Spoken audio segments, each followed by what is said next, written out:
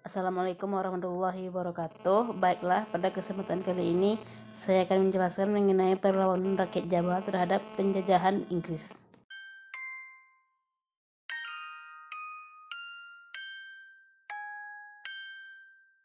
Pada saat Inggris berkuasa menggantikan Belanda di Jawa, yang mengisi kekuasaan di pusat ialah Raffles, sedangkan di Keresiden Yogyakarta ialah John Crawford.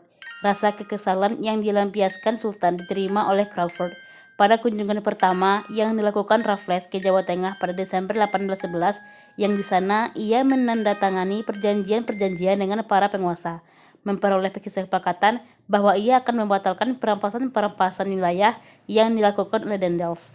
Sikap Raffles ini banyak menyesuaikan dengan keadaan, sehingga ia dianggap lemah oleh para sultan. Sementara itu, terjadi surat menyurat secara rahasia oleh Sunan Sultan untuk melaksanakan penyerangan terhadap pemerintahan Inggris. Namun, kabar tersebut terdengar oleh Raffles dan dengan segera ia mempersiapkan pasukannya. Dan pada bulan April 1812, ekspedisi terhadap Sultan dilakukan.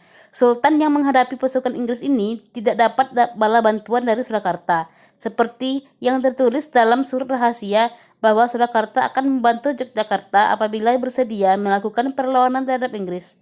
Hal tersebut akhirnya diketahui oleh Raffles, dan keraton Yogyakarta harus membayar ganti rugi yang dialami oleh Inggris, dan jumlahnya lebih besar dari apa yang ditanggung oleh keraton Surakarta itu sendiri.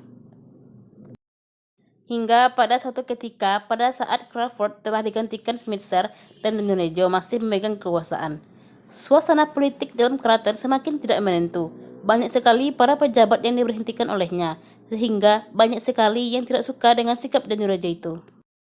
Semenjak diberhentikannya Bupati Banyumas Diponegoro, jadi sering tidak kelihatan dalam keraton. Ia kembali ke desanya untuk mengumpulkan massa guna melakukan perlawanan terhadap pemerintahan Belanda dan Dinurejo. Konsep perang sabil pun menjadi landasan perlawanan, sebab ia ialah merupakan seorang tokoh yang membimbing keagamaan Sultan dalam keraton. Para pengikut dan pendukung Diponegoro pun semakin banyak, sehingga terjadilah perang yang berkecamuk di Yogyakarta. Selanjutnya, yang kedua ialah peristiwa Mount Felix yang terjadi di daerah Bengkulu.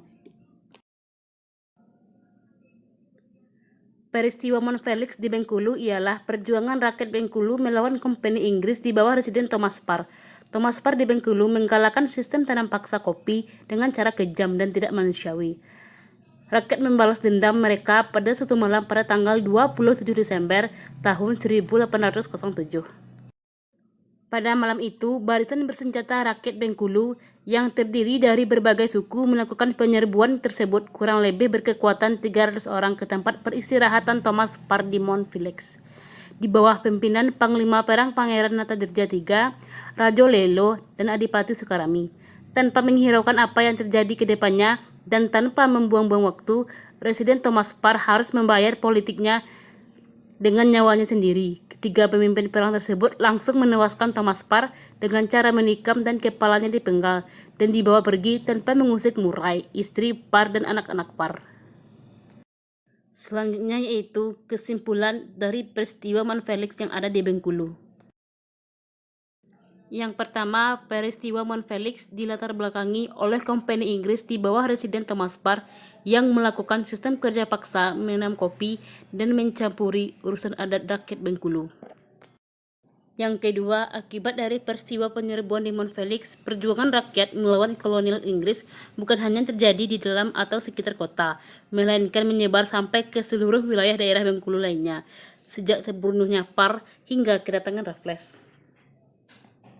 Yang ketiga, pada 1808, untuk memperingati peristiwa yang bersejarah itu, dibangunlah Monumen Thomas Parr yang tidak jauh letaknya dari benteng Inggris yang bernama Fort Malbrook di kota Bengkulu, yang oleh masyarakat Bengkulu menyebutnya dengan Tugu Pahlawan Tak Dikenal atau biasa dipanggil dengan Kuburan Bulex.